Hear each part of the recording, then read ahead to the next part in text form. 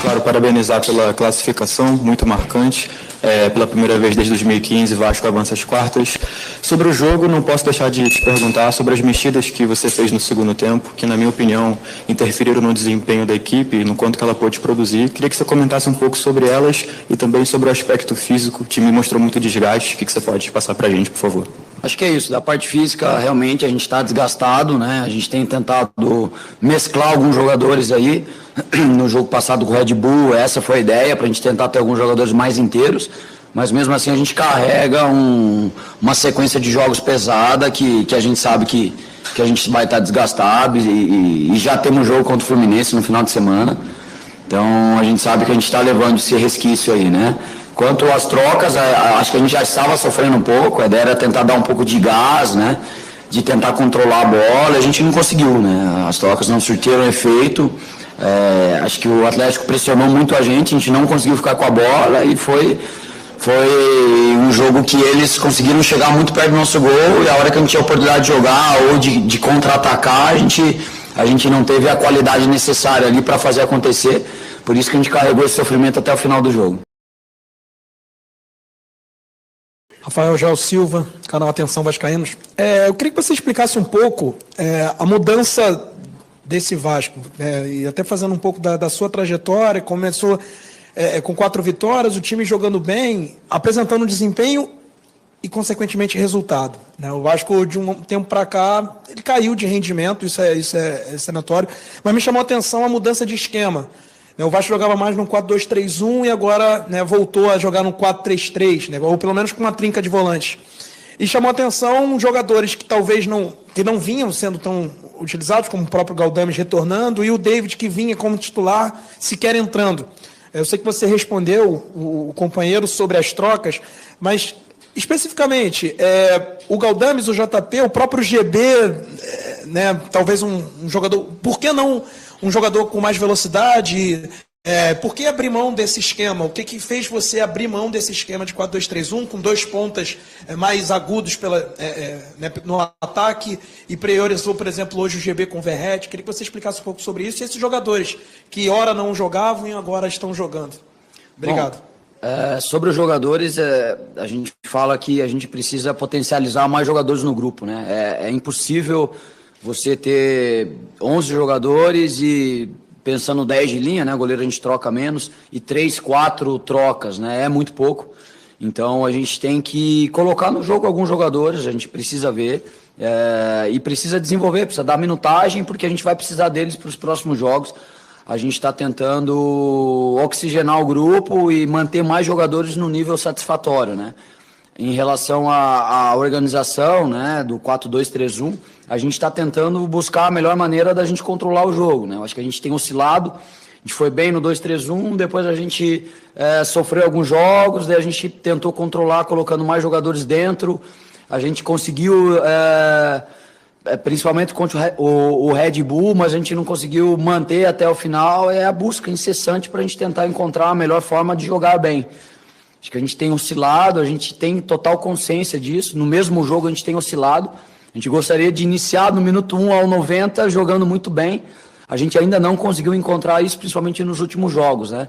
Então a gente está tentando, através de jogadores, de organização, de estrutura, tentar buscar esse jogo. E a gente vai em busca dele, de jogar bem do início ao fim. É o que mais a gente almeja e a gente sabe que jogando bem a gente vai estar cada vez mais próximo das vitórias, né? Mas a gente está oportunizando vários jogadores, porque a gente sabe que esse segundo turno aí do Brasileiro, agora as quartas de final da Copa do Brasil, vai exigir que a gente tenha mais jogadores preparados para esse nível de jogo. Boa noite, Joel. Sérgio, do podcast Cosmaltino. O time fez um primeiro tempo bom, fez o gol no final, conseguiu pressionar, e no segundo tempo voltou todo recuado e parecia até um outro time. Como você falou, sofreu e sofreu muito. O que está acontecendo? Invariavelmente isso vem acontecendo em jogos do Vasco quando está na frente do placar, recua muito. É isso, a gente cobra muito dos jogadores, de tentar jogar o tempo todo, né?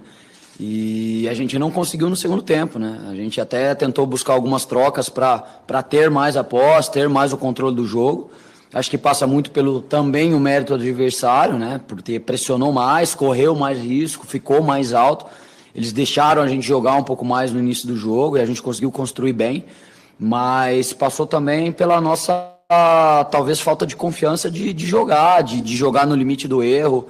Acho que chega um momento que a gente não quer errar e acaba alongando demais uma bola e a gente não ganha a segunda bola e acaba virando uma avalanche de você não conseguir jogar, né? Então a gente está tentando trabalhar muito em cima disso, muito mais pelo vídeo do que em campo, que a gente não consegue trabalhar em campo, mas a gente tem total consciência disso e a gente vai buscar evoluir nesse sentido aí. Boa noite, pai Gabriel Rodrigues de Trivela aqui.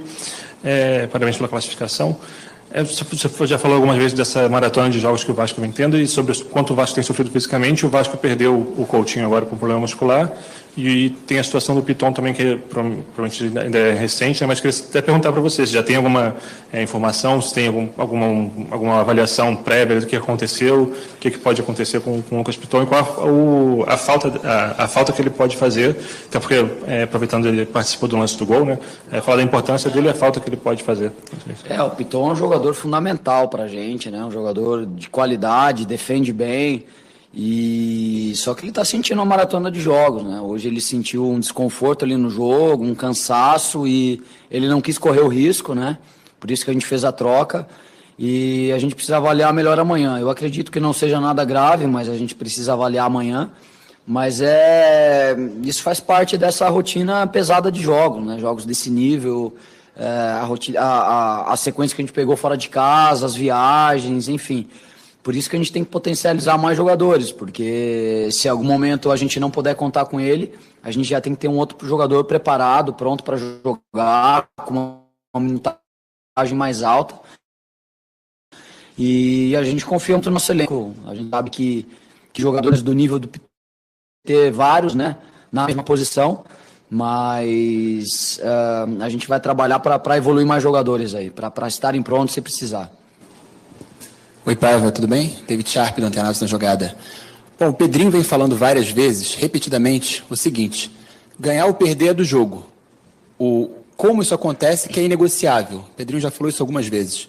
E aí eu queria te perguntar, primeiro, se você acha que hoje, mesmo com a vitória, inclusive parabéns pela classificação, com a vitória e com a classificação, foi uma forma que o Pedrinho se encaixa naquilo que ele fala, de ser inegociável no sentido de... Porque, por exemplo, o torcedor saiu aliviado, acho que a palavra é essa, né? Não saiu feliz. Eu vi vários torcedores falando poucas e boas aí. E até dar uma insistida nessa outra pergunta que o colega já fez sobre os 3 volantes, né? Porque o Vasco, mais uma vez, começou com 3 volantes em casa, jogando, tudo bem, não é o Campeonato Brasileiro, mas contra o Lanterna do Brasileiro. Obrigado.